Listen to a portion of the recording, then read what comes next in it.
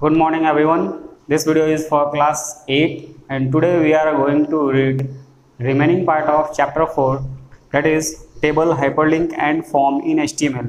पिछले क्लास में हम लोग टेबल के बारे में पढ़े थे और हम आप लोगों को बताए थे कि टेबल अगर HTML में टेबल बनाना है, किसी वेब पेज में टेबल को इंसर्ट कराना है तो कैसे हम लोग उसके लिए कोडिंग करेंगे, ये पिछले वीडियो में हम आप लोगों को बताए हैं। आज हम लोग देखेंगे कि अगर किसी वेबसाइट में हाइपरलिंक लगाना है तो हम लोग कैसे हाइपरलिंक लगाएंगे। पहले हम लोग ये समझ लेते हैं कि हाइपरलिंक क्या होता है और हाइपरलिंक का यूज़ क्या होता है किसी भी वेब पेज पे। तो ये चीज़ हम लोग देखते हैं। यहाँ पे आपके बुक में लिखा हुआ है hyperlink can be any text or image that takes you to another page or file either on website or elsewhere on the internet. Hyperlink का काम होता है कि वेबसाइट के किसी दूसरे पेज पे आपको ले जाएगा। जहाँ भी हाइपरलिंक लगा होता है हम लोग देखते हैं कि यहाँ पे ऐसे हैंड बना होता है। जैसे हम लोग जाएंगे वहाँ पे ऐसे हैंड एक बनता है, यानी कि वहाँ पे लिंक लगा हुआ है और जैसे ही हम लोग उस लिंक पे क्लिक करेंगे तो क्या करता है, वो लिंक हम लोगों को उसी वेबसाइट या किसी और वेबसाइट के दूसरे पेज पे हम लोगों को लेके जाता है। ठीक है, तो मेनली जो यूज़ होता है हाइपरलिंक का काम होता है दो वेब पेजेस को एक दूसरे से लिंक करना। ठीक है, इसके लिए टैग है जो कि यूज़ होता है। ए टैग का यूज़ करते हैं हम लोग, इसको हम लोग एंकर बोलते हैं। कहीं भी हाइपरलिंक लगाना है या लिंक लगाना है तो वहाँ पे हम लोग ए टैग का यूज़ करेंगे। कैसे यूज़ करेंगे, कैसे इसके लिए हम लोग कोड लिखेंगे लिंक लगाने के लिए, वो हम आप लोगों को अभी बताएंगे एग्जाम्पल के तौर पे। अब देखिए यहाँ पे क्या होता है, वेबसाइट में हम लोग कहाँ और कैसे लिंक लगाएंगे। तो यहाँ पे आपको लिखा हुआ है कि किसी भी टेक्स्ट पे या किसी भी इमेज पे या और भी जो भी हम लोग को वेबसाइट में दिखता है कंटेंट, किसी साउंड पे वीडियो पे, वहाँ पे हम लोग लिंक लगा सकते हैं। जैसे ही हम लोग वहाँ पे आप लोग एग्जांपल के लिए एक समझ सकते हैं, जैसे कि हम लोग फ्लिपकार्ट का वेबसाइट ओपन करते हैं, वहाँ पे हम लोग कोई भी प्रोडक्ट्स देखते हैं। जैसे कि फ्लिपकार्ट के लिए एक वेबसाइट हमने ओपन कर लिया, बहुत सारे प्रोडक्ट्स होते हैं, कोई भी प्रोडक्ट्स आपने सर्च किया है, ऐसे ऐसे दिखा रहा है प्रोडक्ट्स। तो इन प्रोडक्ट्स के बारे में अगर हम लोगों को पढ़ना होगा तो क्या करते हैं हम लोग, इसके ऊपर में हम लोग क्लिक करते हैं। क्लिक करते ही क्या होता है, एक दूसरा पेज, सेम ब्राउज़र में एक दूसरा पेज खुल जाता है और इस प्रोडक्ट के बारे में और भी सारा डिस्क्रिप्शन दिया रहता है कि कब कितना प्राइस लगेगा, कब डिलीवर्ड होगा और बहुत सारी चीज़।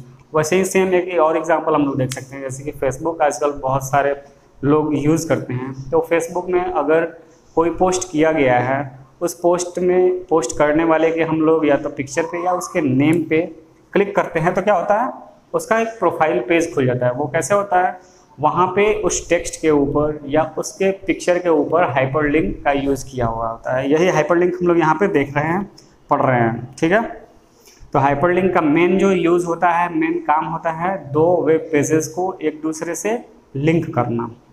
यहाँ पे अब नेक्स्ट देखेंगे हम लोग attributes of A tag. A tag का जो एट्रीब्यूट्स है वो क्या है। ठीक है, इससे पहले हम लोग देखेंगे हाइपरलिंक ए टैग डिफाइंस एज हाइपरलिंक। इसको ए टैग को हम लोग हाइपरलिंक बोलते हैं या एंकर भी बोलते हैं हम लोग। The most important attribute of A tag element is href। यहाँ पे इसका एक एट्रीब्यूट href इसका एक एट्रीब्यूट है जो कि बहुत ही इंपॉर्टेंट है। ए के साथ, एंकर के साथ ही वो यूज़ होता है, ए टैग के साथ। ठीक है, वही सब एट्रीब्यूट्स के बारे में देखेंगे हम लोग। href it stand for hyper text reference, मतलब कि कहाँ लिंक, किस लिंक एड्रेस को हम लोग लगाना चाह रहे हैं, उसका क्या रेफरेंस है। href ये हम लोग को बताता है। ठीक है, it refers to the full web address, ये पूरा वेब एड्रेस को बताएगा। href रेफरेंस का शॉर्ट फॉर्म है।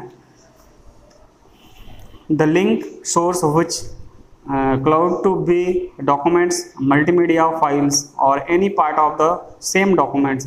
ये हाइपरलिंक्स जो एड्रेस बताता है वो क्या होता है, कोई डॉक्यूमेंट्स का हो सकता है, मल्टीमीडिया कोई वेबसाइट हो सकता है। ठीक है, या उसी सेम वेबसाइट के पेज का कोई डॉक्यूमेंट्स भी हो सकता है। इसके बाद है टारगेट। टारगेट जो होता है, target attribute is used with frames and defines where to open the documents URL। यहाँ पे टारगेट जो होता है ये आपको बताता है कि आपका जो भी URL है उसको कहाँ पे, या डॉक्यूमेंट्स है या URL है, उसको कहाँ पे ओपन करना है। ठीक है, specified in href attributes, it is now gradually becoming out of use since most of the modern browser do not support frames। ये क्या है, ये फ्रेम्स में यूज़ होता था टारगेट। अब आजकल जनरली में ये टारगेट टैग का यूज़ नहीं होता है। टारगेट टैग एट्रीब्यूट है आपका ए टैग का, ये अब नहीं यूज़ होता है। क्यों? क्योंकि बहुत सारे ऐसे वेब ब्राउज़र्स हैं जो कि इसको सपोर्ट नहीं करते हैं। यानी कि हम लोग अपने कोडिंग में टारगेट एट्रीब्यूट का यूज़ करेंगे तो वो ब्राउज़र्स सपोर्ट नहीं करेंगे, तो काम ही नहीं करेगा। तो इसका इसलिए आजकल अब जनरली यूज़ नहीं होता है। इसके बाद है एक एट्रीब्यूट्स नेम। नेम एट्रीब्यूट्स क्या होता है? Name attributes of anchor tag is use to define a name anchor. This name anchor is invisible to the reader. ये हम लोग ए के साथ ही यूज़ करते हैं नेम। जो भी ये नेम यूज़ होता है किस लिए यूज़ होता है? जैसे कि हम लोग कोई भी यहाँ पे लिंक अगर लगाएंगे, जैसे कि हम बता रहे हैं ए टैग के साथ हम लोग कैसे किसी भी टेक्स्ट पे लिंक लगाते हैं। ठीक है, एक एग्जांपल भी बताएंगे आप लोगों को कि कैसे हम लोग एंकर टेक्स्ट के साथ लगाएंगे। जैसे ए के साथ हम लोग लगाएंगे href इक्वल टू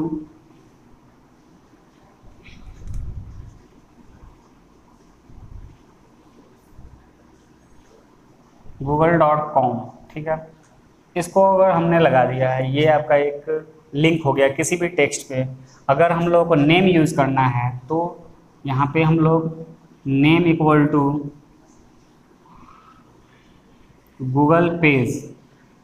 ये नेम क्या है? ये नेम जो है वो डिस्प्ले नहीं होगा आपके वेबसाइट पे या वेब पेज पे, ये रीडर को नहीं दिखेगा। ये सिर्फ होता है कि जैसे ही वेबसाइट आपका मोनेटाइजेशन में जाएगा, वेब स्पाइडर जो होता है जो वेब पेजेस को या वेबसाइट को चेकिंग करने के लिए आएगा, तो उसके लिए ये जो है क्या है, एक नेम जो है वो बताएगा कि ये जो लिंक लगाए हैं हम लोग वो किससे रिलेटेड में है। ये नेम जो है वो इसके लिए होता है। इसका हम लोग एक अल्टरनेट नेम दिए हुए हैं ताकि वो समझ जाए कि यहाँ पे गूगल पेज का नेम लिंक यूज़ किया गया है। ठीक है, तो नेम का काम होता है name attribute of anchor tag is use to define a name of anchor. ये जो एंकर है, एंकर का नेम डिफाइन करने के लिए दिया हुआ है।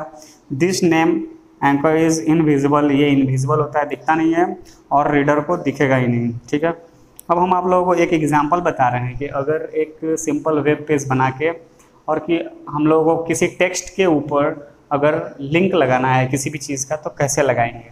ठीक है, ये आपके बुक में नहीं दिया हुआ है, हम खुद से बता रहे हैं आप लोगों को एक एग्जांपल, ताकि आप लोगों को हाइपरलिंक समझ में आएगा। इसके बाद हम लोग पढ़ेंगे टाइप ऑफ हाइपरलिंक, कितने प्रकार के हाइपरलिंक्स होते हैं। पहले हम लोग एक एग्जांपल देख लेते हैं। तो आप लोगों को पिछले वीडियो में भी बताए थे हम कि कैसे हम लोग लिखते हैं कोड HTML का। तो HTML कोड लिखने के लिए हम लोग स्टार्ट करेंगे HTML, फिर यहाँ पे लिखेंगे हम लोग हेड के बाद लिखेंगे टाइटल, और टाइटल में हम लोग लिखेंगे जो भी आपका वेब पेज बना रहे हैं उससे रिलेटेड। तो हम हाइपरलिंक के लिए बना रहे हैं वेब पेज, तो हाइपरलिंक हमने लिख दिया। ठीक है, और टाइटल को फिर हम लोग क्लोज करेंगे। ये बैकस्लैश का यूज़ करके हम लोग क्लोज करते हैं टैग को, टाइटल टैग को क्लोज कर दिया। फिर हेड को क्लोज करेंगे और हेड के बाद हम लोग स्टार्ट करेंगे बॉडी। ठीक है, बॉडी के अंदर में हम लिख रहे हैं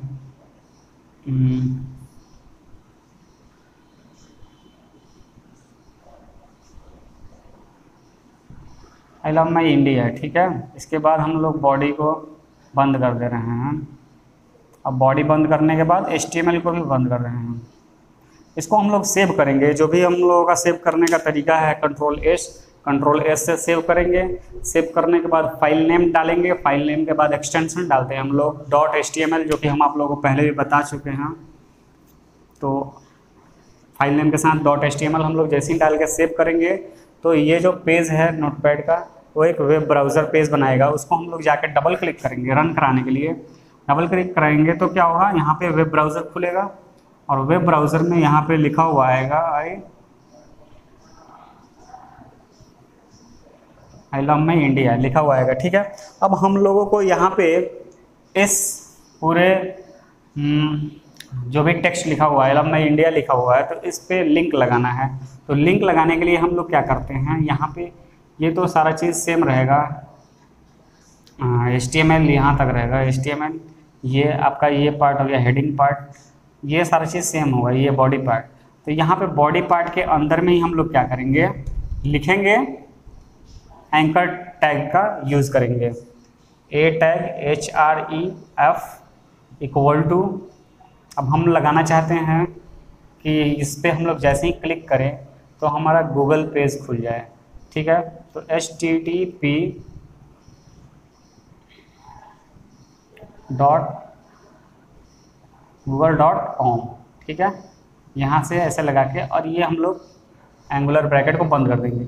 इस तरह से आपका ये लिंक लग गया। फिर यहाँ से हम लोग ए टैग को भी बंद कर देंगे।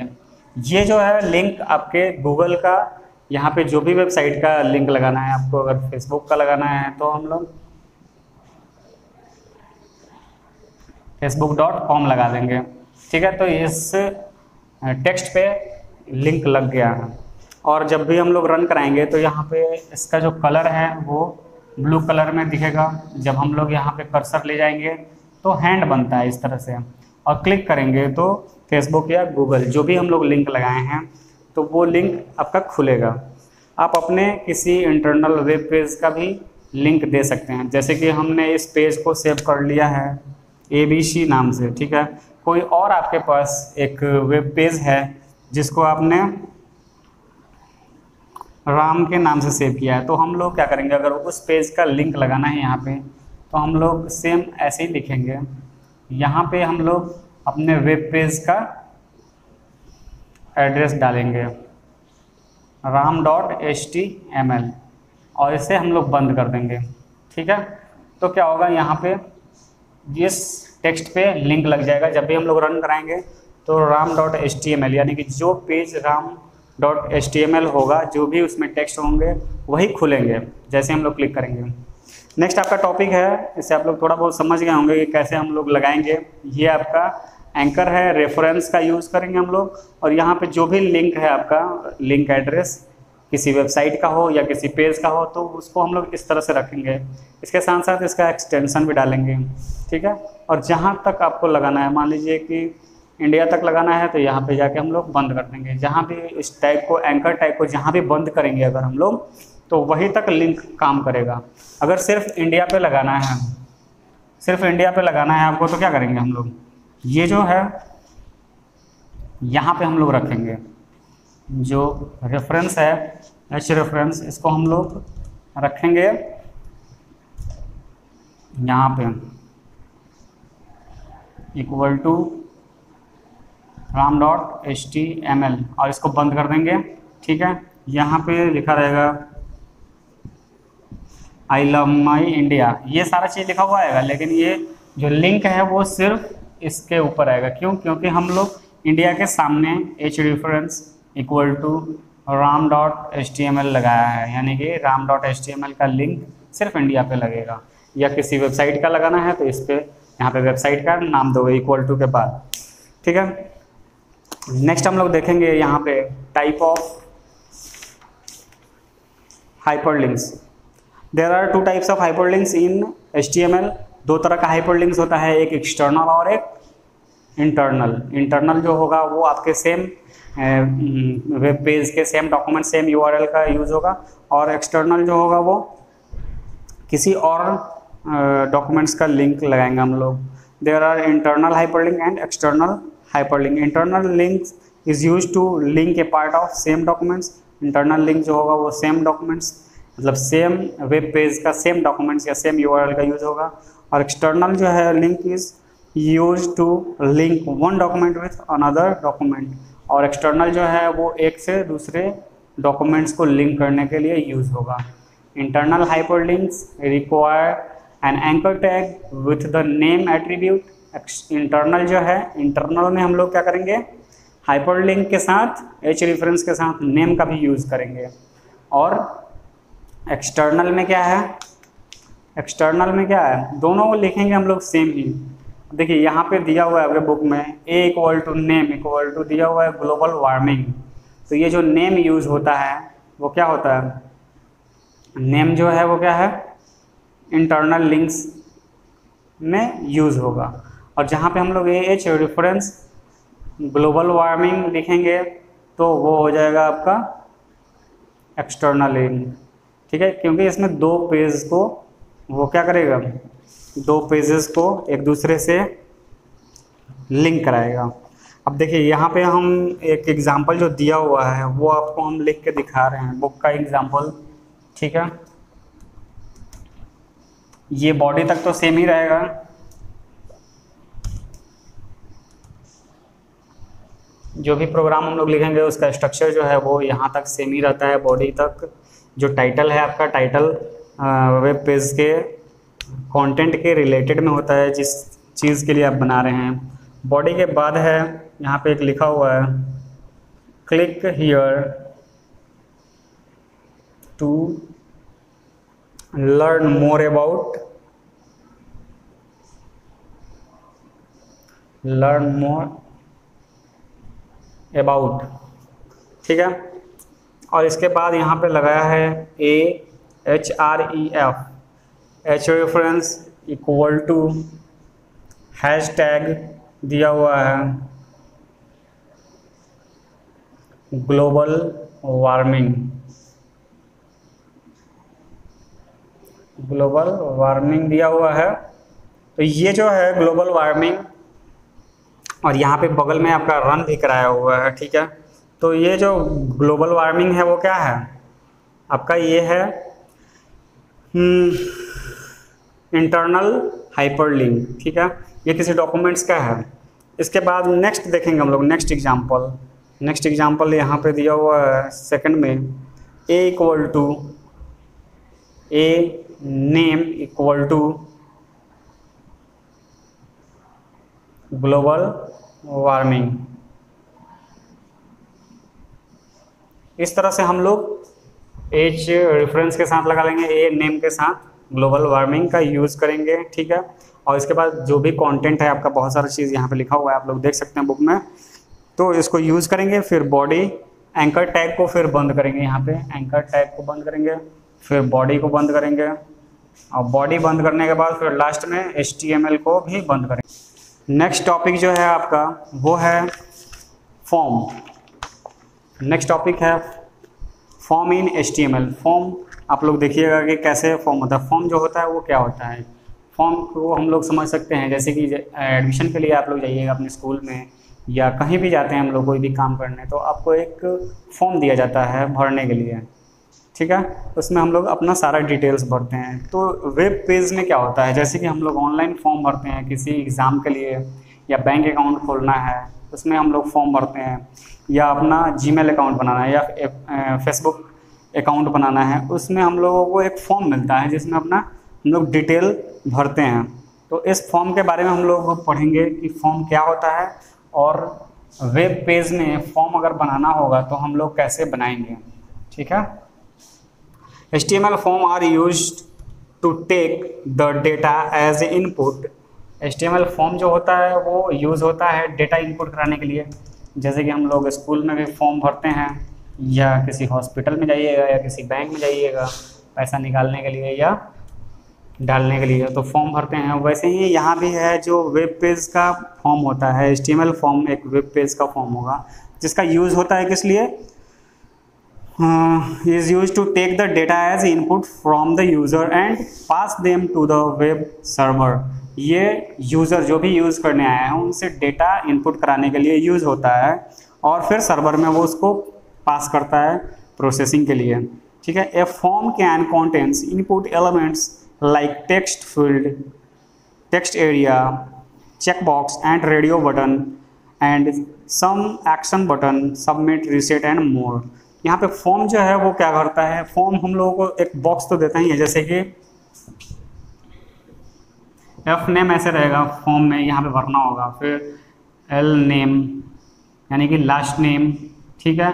इसके अलावा और भी बहुत सारा डिटेल होता है। यहाँ पे DOB डेट ऑफ बर्थ हम लोग दे रहे हैं, ठीक है। इसमें DD MM और YYY एंड Y इस तरह से होता है। ये क्या होता है, चेक बॉक्स है, रेडियो बटन। यहाँ पे हम लोग जेंडर डाल देंगे, ठीक है, मेल एंड फीमेल। यहाँ से ऐसे चेक बॉक्स यानी टिक करने के लिए रहेगा। इसके अलावा और भी बहुत सारा होता है जो कि हम लोगों को यहाँ पे मिलता है। स्टेट में ऐसे रहेगा और ड्रॉप डाउन रहेगा आपको। तो ये सारा चीज़ हम लोगों को फॉर्म में मिलता है भरने के लिए। ये हम थोड़ा सा बना दिए हैं आप लोगों को समझने के लिए, ताकि फॉर्म क्या होता है।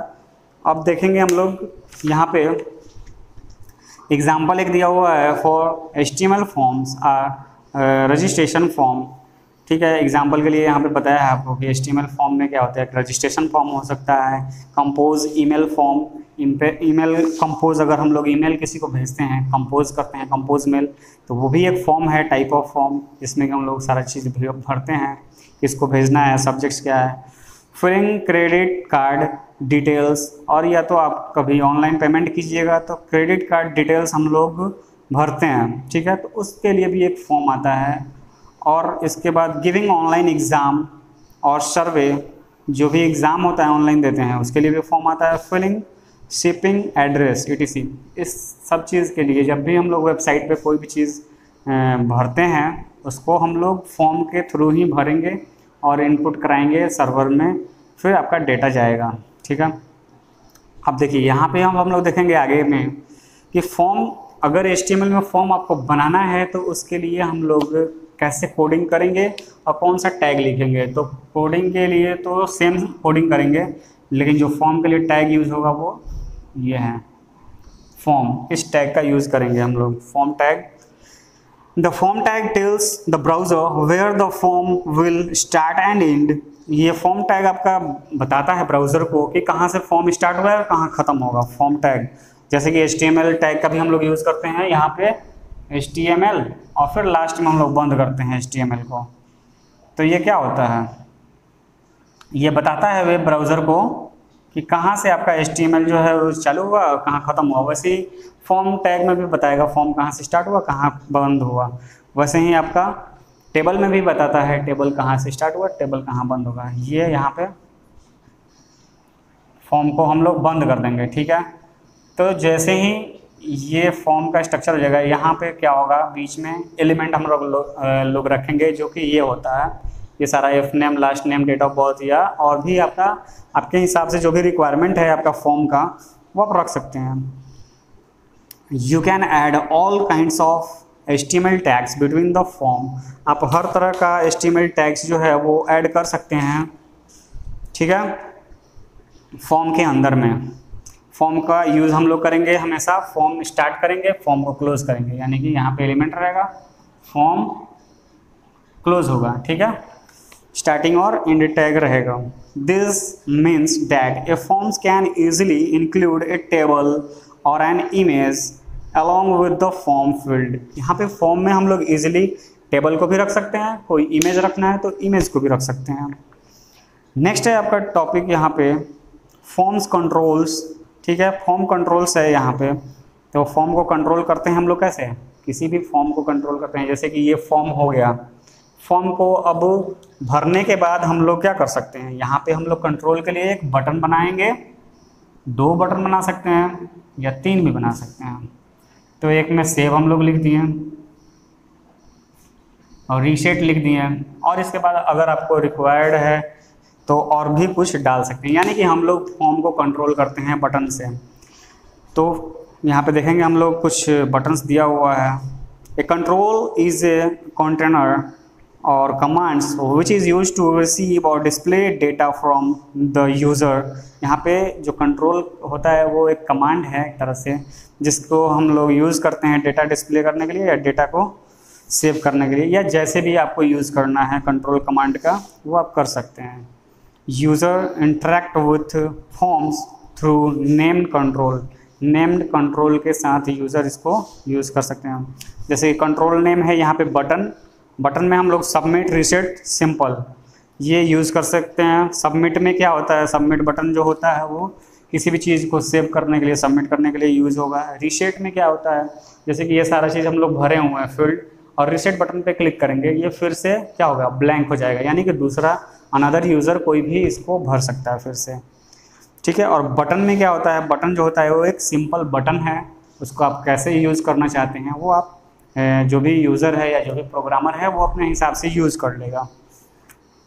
यहाँ पे स्पेसिफिकेशन में दिया भी है, इट इज़ क्लिकेबल, ये जो जितने भी बटन्स होते हैं वो क्लिकेबल होते हैं, यानी कि हम लोग इसको क्लिक कर सकते हैं। It is use to submit the data, submit करने के लिए यूज़ होता है डेटा को, सबमिट बटन। और रीसेट होता है, it is use to reset the data. और बटन जो होता है, it is a simple button, वो एक सिंपल बटन है। नेक्स्ट है आपका टेक्स्ट बॉक्स। टेक्स्ट बॉक्स जो ये सारा बॉक्स जो है वो टेक्स्ट बॉक्स है, जिसमें हम लोग कोई भी टेक्स्ट लिखते हैं या रखते हैं। एक सिंगल लाइन हो जाएगा, एक पासवर्ड हो जाएगा। सिंगल लाइन में क्या होता है, हम लोग कोई भी वैल्यू टाइप करेंगे, टेक्स्ट वैल्यू, और पासवर्ड में हम लोग पासवर्ड टाइप करेंगे। जो भी देखते हैं हम लोग पासवर्ड जो होता है क्या होता है, डॉट डॉट होता है, और टेक्स्ट में ABCD कुछ भी आप लोग डाल सकते हैं टेक्स्ट। इसके बाद है चेक बॉक्स। चेक बॉक्स जो होता है वो आप लोग देखे होंगे, जो भी फॉर्म यूज़ करता है इस तरह से चेक बॉक्स होता है, जिसमें टिक लगाते हैं हम लोग। चेक बॉक्स में क्या होता है, और रेडियो बटन, चेक बॉक्स में हम लोग है कि वन टाइम में more than one check box को टिक लगा सकते हैं। रेडियो बटन में क्या होता है, वो ऐसे रहेगा, एक बार में हम लोग किसी एक को ही लगाएंगे, यस या नो, जो भी है यस या नो एक ही को हम लोग सेलेक्ट कर सकते हैं। देखिए चेक बॉक्स में दिया हुआ है यहाँ पे, it is use for a multiple selection, यानी कि एक से ज़्यादा सिलेक्शन हम लोग कर सकते हैं चेक बॉक्स में। रेडियो बटन है, it is use for a single selection of option, किसी भी ऑप्शन का सिंगल सिलेक्शन, यानी कि जैसे कि हम लोग जेंडर है, जेंडर यूज़ किए हैं मेल और फीमेल, तो एक ही सेलेक्ट कर सकते हैं, या तो आप मेल हैं या तो फीमेल हैं, ठीक है। वैसे ही अगर चेक बॉक्स में सेलेक्ट करना होगा तो यानी कि हम लोग कोई सब्जेक्ट्स डालना चाहता है तो सब्जेक्ट्स के लिए हम लोग चेक बॉक्स यूज़ कर सकते हैं, यानी कि हिंदी, मैथ, इंग्लिश, संस्कृत आप सारा चीज़ ले सकते हैं हम। नेक्स्ट है आपका ड्रॉप डाउन या लिस्ट बॉक्स। तो लिस्ट बॉक्स और ड्रॉप डाउन में क्या है, जैसे कि यहाँ पे हमने स्टेट दिया है, स्टेट पे ये आपको दिख रहा है, यहाँ पे एक ड्रॉप डाउन लगा हुआ है, यहाँ पे क्लिक करेंगे हम लोग तो यहाँ पे लिस्ट खुल के आता है। या आप ईयर में भी देखेंगे तो यहाँ पे रहता है, तो यहाँ से पूरा लिस्ट खुल के आता है, ठीक है। 1991, 2, 3, 4 ऐसे बहुत सारा आगे बढ़ते जाएगा, ठीक है। तो लिस्ट बॉक्स और ड्रॉप डाउन, लिस्ट बॉक्स में क्या डिफरेंस है देख लीजिए। लिस्ट बॉक्स है, it is used the list option from the list box, यहाँ पे लिस्ट ऑप्शन आपको मिलेगा। और ड्रॉप डाउन में क्या है, it is used list open when we click on drop down. यहाँ पे लिस्ट में क्या है, जब हम लोग ड्रॉप डाउन पे क्लिक करेंगे तभी लिस्ट वो खुलेगा, और यहाँ लिस्ट बॉक्स में वो आपको ऑप्शन मिलेगा। इसके बाद है टेक्स्ट एरिया।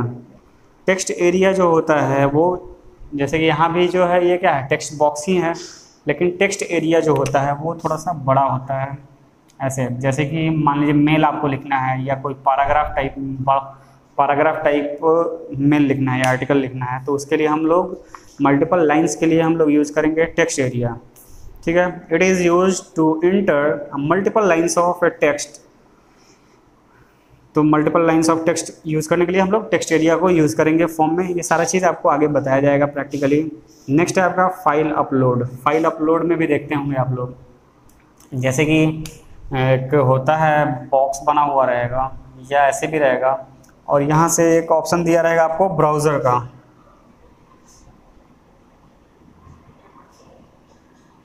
ब्राउज़। तो ब्राउज़ बटन का रहेगा आपके पास एक ऑप्शन, जहाँ पे हम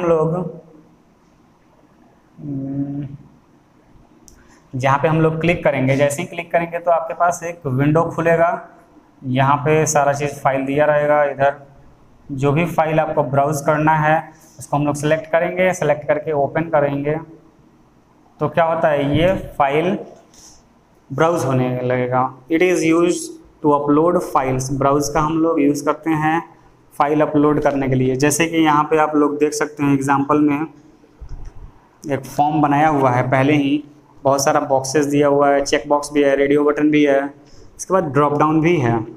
तो ये सारा चीज़ यहाँ पे बताया गया है कि कैसे हम लोग अपने फॉर्म को कंट्रोल करेंगे। तो इन सारे ऑप्शंस का यूज़ करके हम लोग अपने फॉर्म को कंट्रोल कर सकते हैं। नेक्स्ट है आपका attribute of form tag. Form tag का एट्रीब्यूट्स क्या क्या हैं, बहुत सारे एट्रीब्यूट्स हैं इसमें, जिसको हम लोग वन बाय वन पढ़ेंगे। Most frequently use attribute of a form are name, action and method. Name, action और मेथड का यूज़ करेंगे हम लोग। मोस्ट फ्रीक्वेंटली यूज़ होता है, ये ज़्यादा ज़रूरत पड़ता है इसका। नेम का क्या काम है, this is use to specify the name of form.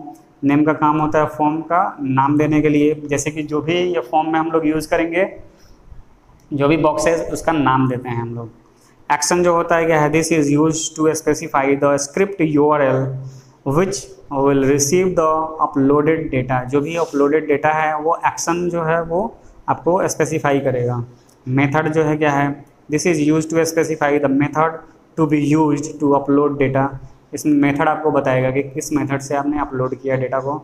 It can take various values but most frequently used to get and post. यहाँ पे बहुत सारे वैल्यू को लेता है, लेकिन जो ज़्यादा यूज़ होता है गेट एंड पोस्ट का यूज़ होता है। फॉर एग्जांपल, यहाँ पे आप एग्जांपल देख सकते हैं, form action equal to registration.html method post. यहाँ पे एक सिंटेक्स लिख के दिखाया गया एग्जांपल में कि हम लोग कैसे यूज़ करेंगे, उसको देख सकते हैं आप।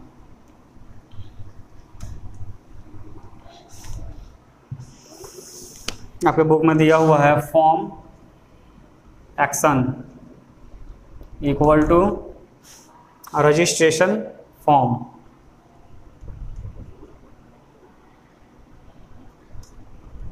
registration.html, ठीक है, ये दिया हुआ है। और इसमें मेथड दिया हुआ है आगे में, मेथड इक्वल टू पोस्ट, यानी कि रजिस्ट्रेशन फॉर्म है, इसको भरना है, और मेथड जो इसका पोस्ट का है। नेक्स्ट है आपका इसी में देखिएगा, form elements like text box, radio button etc। ये यहाँ पे आप टेक्स्ट बॉक्स, रेडियो बटन और चेक बॉक्स ये सारा चीज़ यूज़ कर सकते हैं। फिर लास्ट में आप फॉर्म को क्लोज कर सकते हैं। इसके लिए हम आपको एग्जांपल बताएंगे, नेक्स्ट वीडियो में बताएंगे इसका, ये सारा चीज़ यूज़ करते हुए, ठीक है। नेक्स्ट है आपका the input element. Input element का काम क्या होता है, इनपुट एलिमेंट का भी कुछ एट्रीब्यूट्स है। The input element is the most important element of form element. Input element जो है वो बहुत ही इम्पॉर्टेंट एलिमेंट है फॉर्म में। जो कुछ भी इनपुट कराना है, या बटन बनाते हैं हम लोग, रेडियो बटन से रीसेट बटन, ठीक है, नहीं सॉरी रेडियो बटन नहीं, सबमिट बटन, आपका रीसेट बटन, सेव बटन, ये जितना भी बटन बनाते हैं हम लोग इनपुट टाइप से ही बनाएंगे, ठीक है। या जो भी बॉक्स बनाते हैं हम लोग, तो ये सारा भी जो है इनपुट टाइप में हम लोग बनाएंगे। जैसे कि यहाँ पे इसका कुछ एट्रीब्यूट्स दिया हुआ है, थोड़ा सा एग्जांपल हम आप लोग बताते भी हैं तो समझ में आएगा, ठीक है। जैसे कि ये हम एक फॉर्म बनाए हुए हैं, इसके लिए ही हम बता रहे हैं। तो और इनपुट टाइप अभी आ भी गया है। इनपुट टाइप में क्या है, टाइप, नेम, वैल्यू, ये सारा चीज़ है। तो हम लोग एफ नेम यहाँ पे लिखेंगे, एफ नेम। इसके बाद इनपुट टाइप इक्वल टू हम लोग देंगे यहाँ पे टेक्स्ट, यानी इनपुट का ही ये इनपुट का एट्रीब्यूट है ये टाइप, ठीक है, जो कि आपका पहले ही दिया हुआ है। Attribute of input elements type. Type का क्या काम क्या होता है, इनपुट टाइप इक्वल टू हम लोग टेक्स्ट दे दिए हैं, यहाँ पे बटन भी दे सकते हैं, जैसा आपका रिक्वायरमेंट होगा। इनपुट टाइप पासवर्ड भी दे सकते हैं, पासवर्ड दे सकते हैं। जैसे ही हम लोग इनपुट टाइप पासवर्ड लगाएंगे तो जो भी हम लोग यहाँ पे टाइप करते हैं क्या होगा, फॉर्म में वो पासवर्ड टाइप में आएगा। और फिर यहाँ से हम लोग इसको क्लोज कर देंगे, फिर फॉर्म को क्लोज करेंगे, और यहाँ से फॉर्म स्टार्ट रहेगा आपका, बॉडी क्लोज करेंगे और HTML क्लोज करेंगे। और जैसे ही हम लोग इसको रन कराएंगे तो क्या होगा, ये सारा चीज़ नहीं आएगा, बस इतना ही आपको आएगा, एफ नेम, और ये एक बॉक्स बन के आएगा जो कि खाली एक बॉक्स रहेगा। इस तरह से यहाँ पे नेम, वैल्यू और भी आगे में है बहुत सारा इसका एट्रीब्यूट्स, इनपुट टाइप का, तो ये सब हम लोग देखेंगे। थोड़ा सा देख लेते हैं input type, attribute of input type element. पहला है टाइप। टाइप जो है include the type of input control that you want to create. This element is also used to create other forms control such as radio button and checkbox. ये input type का हम लोग use करते हैं control करने के लिए, कोई भी एलिमेंट्स क्रिएट करने के लिए, जो कि आगे हम लोग एग्जांपल में देखेंगे तो समझ में आएगा ज़्यादातर। नेम का काम क्या है? Name use to give the name of a part of name value. यहाँ पे जैसे कि हम लोग इनपुट टाइप टेक्स्ट दिए हैं तो यहाँ पे नेम भी दे सकते हैं। नेम क्या होता है? नेम का यूज़ होगा इस क्या बोलते हैं, इस बॉक्स का नेम, पार्टिकुलर नेम देने के लिए हम लोग नेम का यूज़ करेंगे। Part of pair of send to the server, जो भी सर्वर में हम लोग जब भी सेव करते हैं, जो भी पार्ट है इसका, first name last name, server में जब भी सेव करना होगा तो उस नेम का ही ज़रूरत पड़ता है। नेम से ही हम लोग उस डेटा को फिच करते हैं। Representing each form control and the value entire the user, जो भी वैल्यू यूज़र के द्वारा रखा गया, भरा गया, उस सारे डेटा को हम लोग नेम वैल्यू से ही क्या करेंगे, सर्वर में भेजेंगे। वैल्यू जो है क्या है? Value provides in initial value for the text input control that the user will see when the form loaded. ये वैल्यू जो है, जो भी वैल्यू दिया जाता है फॉर्म के अंदर में, वो वैल्यू है, और जो भी यहाँ पे लोडेड दिखेगा आपको, सेव किए हम लोग, जाके सर्वर में सेव हो गया और वो आपको इन फ्यूचर कभी भी दिखेगा, तो वो होता है वैल्यू, यानी कि यूज़र के द्वारा जो भी प्रोवाइड कराया गया। नेक्स्ट अब टॉपिक है आपका text box control, button control, check box control. जो भी है ये सारा चीज़ हम आपको प्रैक्टिकली थोड़ा बताएंगे नेक्स्ट वीडियो में, ठीक है। और उम्मीद करेंगे कि आपको ये सब समझ में आएगा। जो भी फॉर्म है इसको प्रैक्टिकली हम ये सारा जो भी टैग्स है यूज़ करते हुए बताएंगे। इसको धीरे धीरे हम लोग पढ़ेंगे तो समझ में आएगा। Thank you.